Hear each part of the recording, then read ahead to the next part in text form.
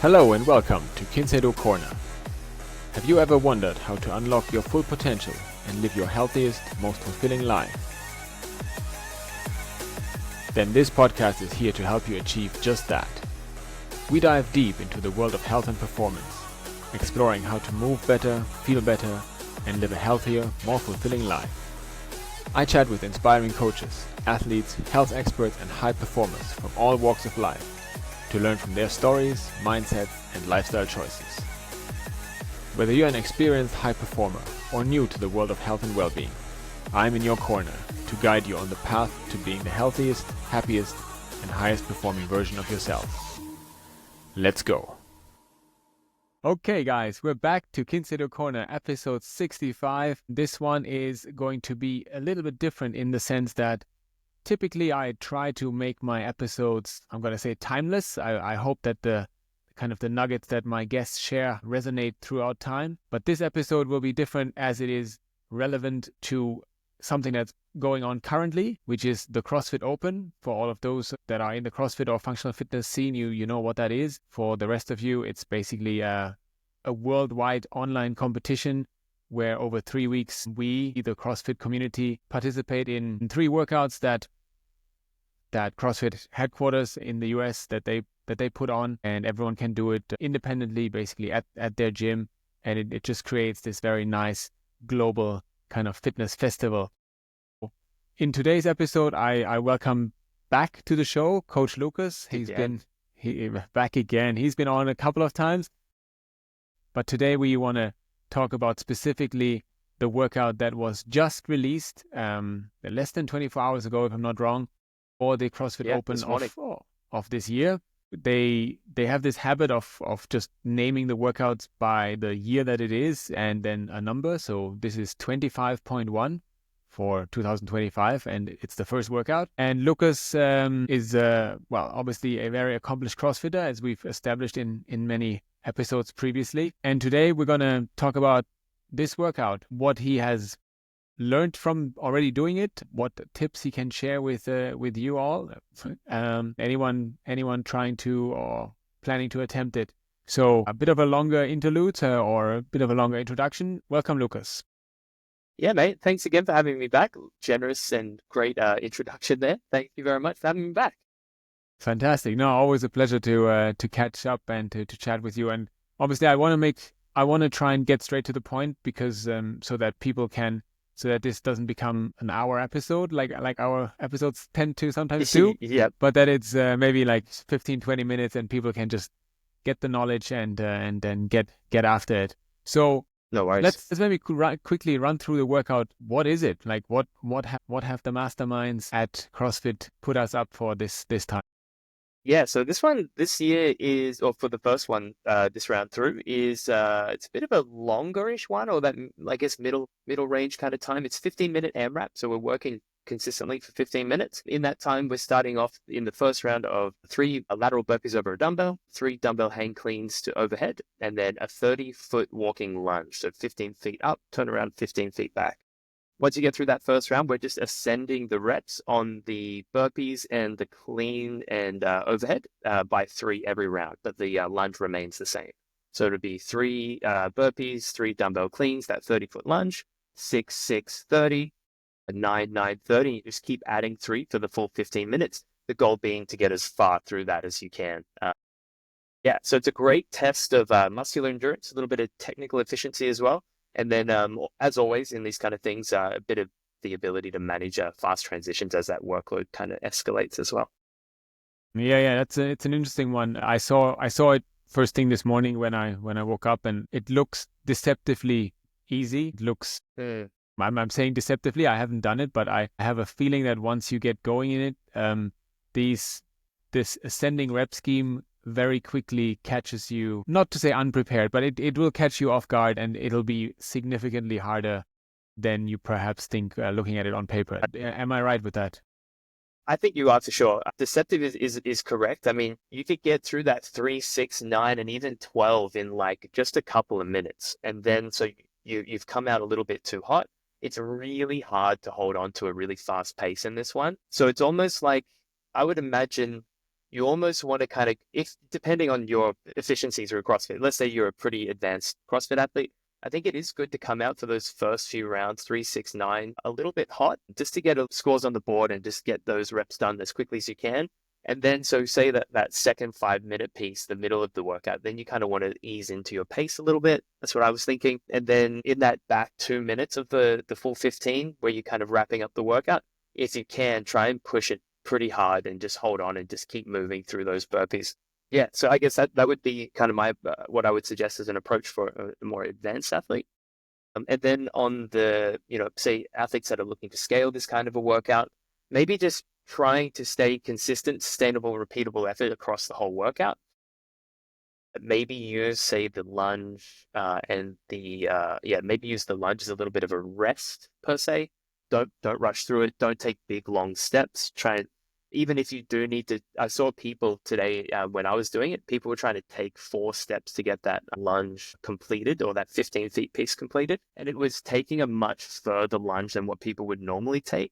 I think there's no real benefit to doing that. And even taking that extra step allows you a tiny little bit of heart rate to rest or drop down a little bit, so that when you come back to the burpees, you can hit them pretty hard.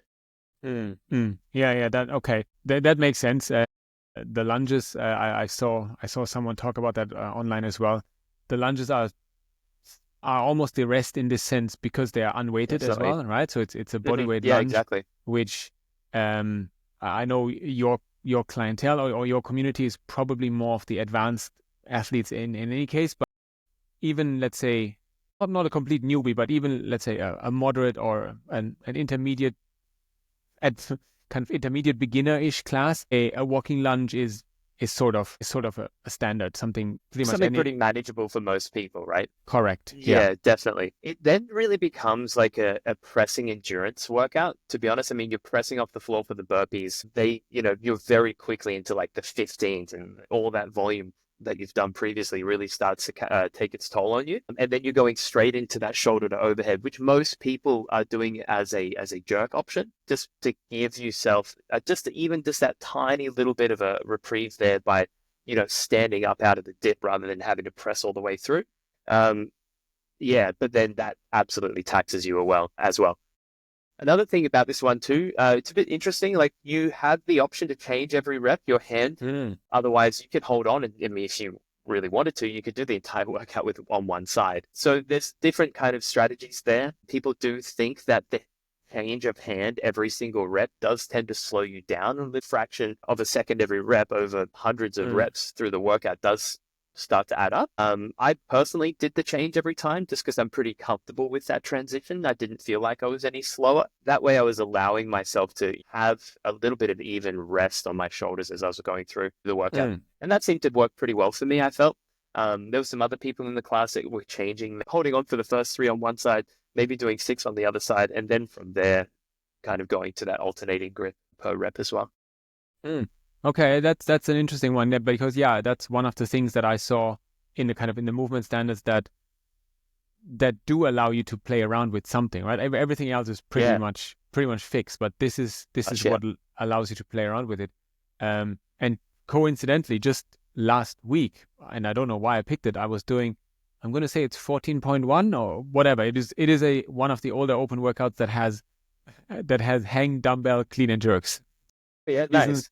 For whatever reason, I did exactly that. Yes, nice. And I had to do, well, not I had to, but I found myself significantly slowing down if I tried to switch arms. So I'm already thinking for myself, I'm going to go probably at least 3 or maybe 5 if I can on one hand before switching. One hand. Yeah, I mean, definitely do that. I think that's a good option for sure. And just try and see how long you can hold on to that. I mean, I can't quite recall what the scaled weights were, but it's definitely a weight that you should be able to hold on to unbroken, at least until I think the round of 15 would be ideal. So there's no real need to put it down at that point. But then, maybe once you get past that 15, you might want to be starting to put it down for a quick rest, just to give the shoulders a bit of a shake off and just keep slugging away at it. But you definitely don't want to be resting too much in this workout. And I think the format or the way that they intended it is for people to try and just keep moving consistently through the whole thing. Yeah, that's what I think. I think ideally, yeah, like as you said, right? Don't put it down at all. Change hand if you have Yeah, to, right? Because this is in a way it's similar to last year's first workout, which had also right. Yeah, burpees very over the much. dumbbell and ground. I think that was ground to overhead, wasn't it? So Yeah, I that think that was was just a snatch, basically, yeah, dumbbell people snatch were snatching that, but that one forced you to do 21 reps on one hand, on one hand. Yeah, and that was really tough. And the weight I remember. So in the scaled workout, it's going to be 15 kilos and 10 kilos for ladies. So 15 yeah, kilos, yeah, for 21 reps, it's really challenging. I'm yeah, hoping definitely. to get into the 15th plus being able to switch hands. Um, should be doable. Yeah. So okay, so that's it's a good overview of the workout. Thanks for that, and also peppering in a few tips there. Now, if I look at my kind of client clientele or let's say audience, I think I probably don't have mostly people of your caliber. I'm looking more at let's say the recreational CrossFitter, the once or twice a week. Maybe this is the first open, maybe this is the second open. Um, so probably looking at people who are doing scaled, but for whom scaled is equally challenging as RX is for you, right? So this is not Yeah, not exactly. like It's all not like to relative to say everyone is else's yeah, fitness. not like to say that scaled is now suddenly that dumbbell is flying. Would your pacing tips differ from what you said earlier, or is it still the 5 minute, 5 minute, 5 minute? Yeah, I would say maybe a little bit different. I guess it depends what the athlete's strengths would be. If they have decent, pressing endurance, maybe the goal would be to just move consistently and like pace out the burpees and the lunges so that you can really push it quite hard on the clean and jerks and then kind of use the other two movements as a bit of a recovery. You're going to get tired, but Mm. you get the idea. And I think like, yeah, quality movement over like trying to just get the best score that you can, trying to hold those positions, stacking really well with your receiving position just to give yourself a little bit of a rest rather than if you're someone that's still new to the movement, you might be kind of catching out a little bit in front, or it might be hard for you to get that press out. So I think like really just working on getting that solid lockout so that you are stacked properly will definitely help as well in terms of fatigue. But yeah, I think just energy conservation, just try and find a pace that you can hold on to, say for the burpees, and then just try and end the lunges, and then just try and send it on the cleaner jerks. That being said, maybe if you're an athlete that's maybe not too great with the pressing endurance, maybe just set yourself a goal to once you get past the three, if you're going to get pretty fatigued through that pressing, maybe do a set of three, put it down, shake it off, then do another set of three, put it down. Once you get into say the higher sets, every set of three, maybe just put it down, a quick shake off, and then try and maybe move through those lunges a little bit faster to catch up on speed. Okay, that's interesting. But definitely you wouldn't see the burpees as bottlenecking, or rather the burpees should be constantly moving.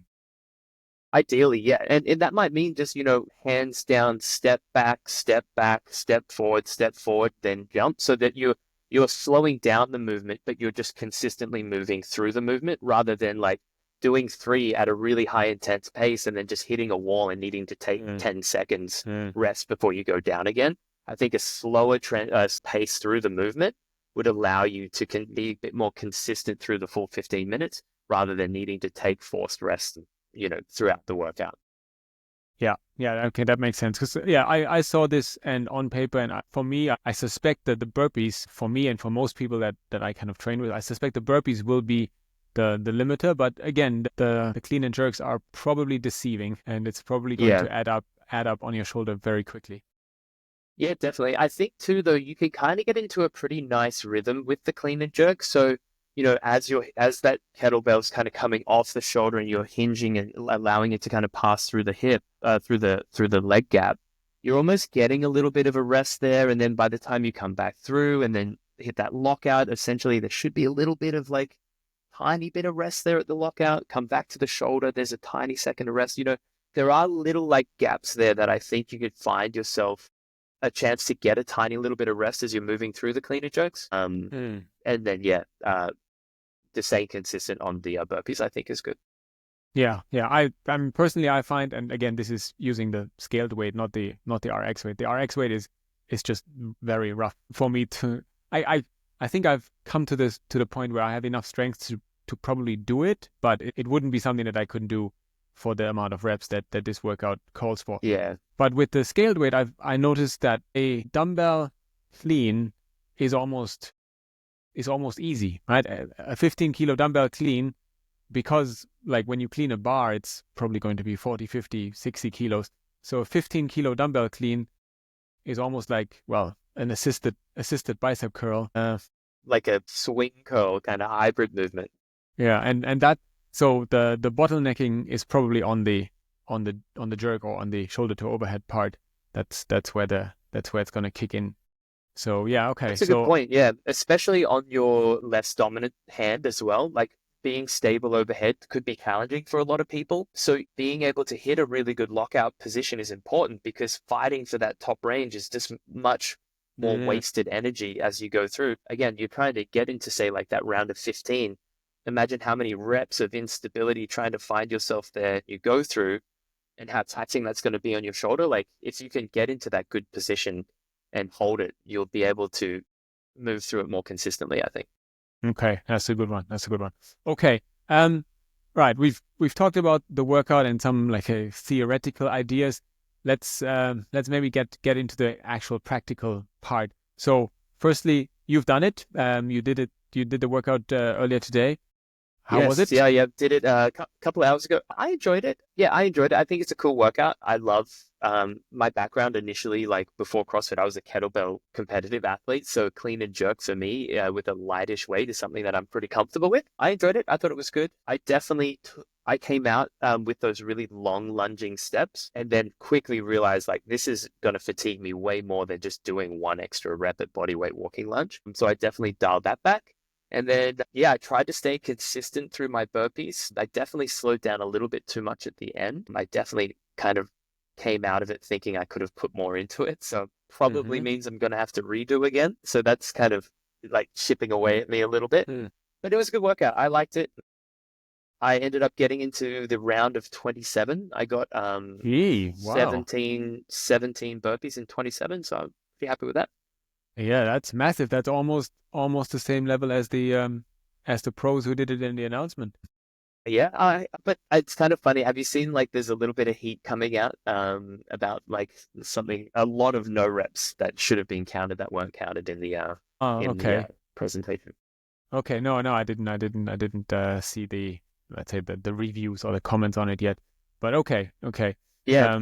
To round of 27, gee, I mean, I haven't done the totals, but that's a lot of volume. Yeah, it's pretty taxing. I don't know. I felt like of all the opens I've done, this was one of the easier ones. I mean, it still was hard, and I was laying on the floor questioning my life choices like all the other ones. But I just felt like, in comparison to a lot of the other ones that we've done, this one, like I wasn't too fatigued.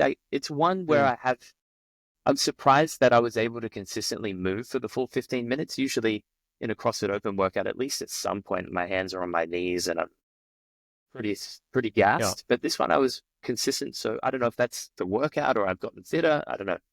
But I think it was good. I think I know what you're talking about, because I was watching, not watching entire. I was just checking a few of the old recordings of my old workouts, and basically I remember there was some. It's usually those that have thrusters or pull-ups or even both, where you are just absolutely destroyed, and there's like literally no coming back for an hour after it. And I think, well, I'm hoping that this won't be one of those, that this is more like localized. Yeah, definitely. I think you'll be surprised. Like it's a good workout. Like it's not too brutal, if that makes sense. I think you'll come out of it like feeling a little bit better than some of the previous ones. The one where there was the rowing and like, oh my God, like rowing, was it rowing at thrusters 27 and then going down so many reps? I forget what year it was. That one was pretty bad. So like, it's nothing like that. It's not as bad as like even how you feel after, say, like Fran or something like that. Okay. Right. Yeah. It's really is those full body movements that just leave you destroyed. So yeah. So let's see. Let's see how. Question. Yeah. How do you feel about the programming and with the new format, trying to find the top 1% from a workout like this and the movements that they picked? By the programming and top 1%, you mean as in using the So open as the qualifier for the games, ultimately. correct, yeah. And then do you think that these movements are the best choices to try and find that top 1%? It's something that we've been chatting about a little bit at the gym. I'm just kind of curious to get your idea on it or your take on it.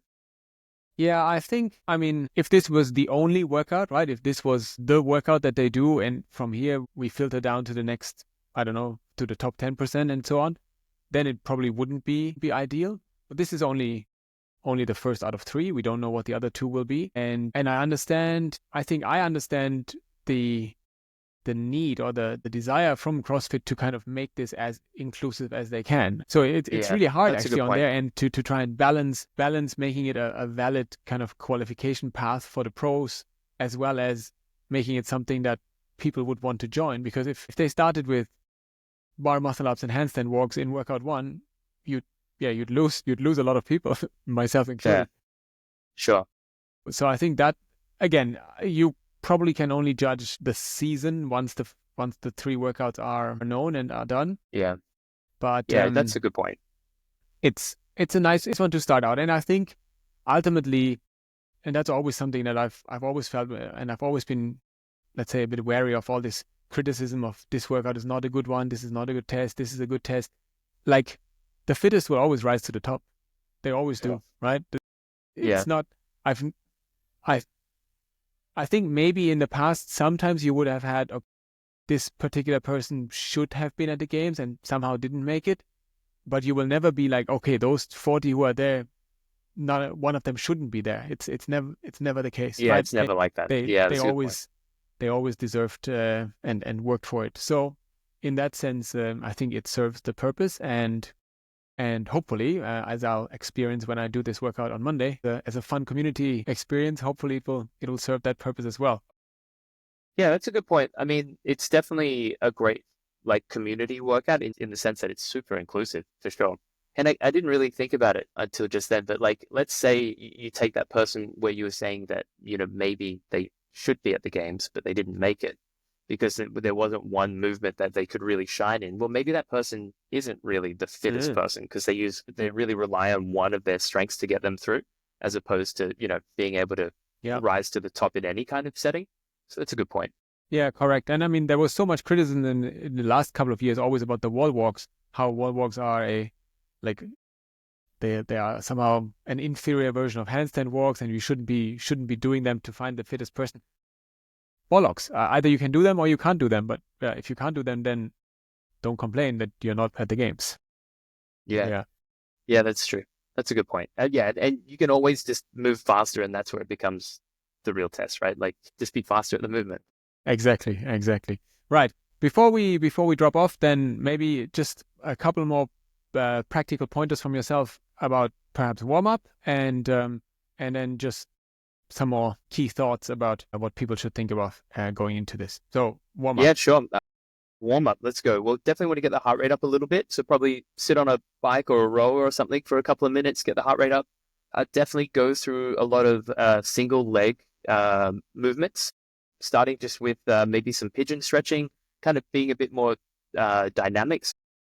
Trying to explain this over the phone. So like pigeon would be going into a push-up position and then just bringing one leg between your hands, and then maybe just hold that position for a couple of seconds, come back out, change leg, come back out. Definitely going through some walking lunges. I would say getting some banded movement and activation through the shoulder. So some banded pull aparts, banded shoulder dislocations, and some wall slides, getting some pressing warm up going, maybe taking a single dumbbell at the weight you're going to use. Just go for some presses initially just with both arms, then going to a single arm, maybe strict press for 3 reps, push press for 3 reps, then jerk under that for 3 reps, then go through a couple of cleans. So just basically breaking the movements down in the workout into pieces and just kind of spending time targeting each portion of the movement, I think would be really handy.